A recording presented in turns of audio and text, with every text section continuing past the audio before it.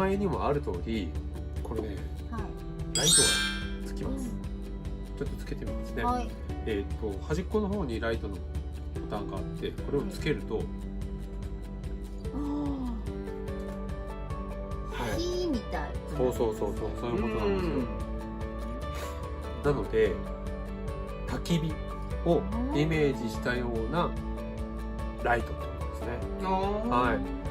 でこのライトのモードにはもう一つありまして、このゆらゆらしてるやつとこうもう一回押すとつきっぱなし、でもう一回押すと消えるって感じですね。はい。はい。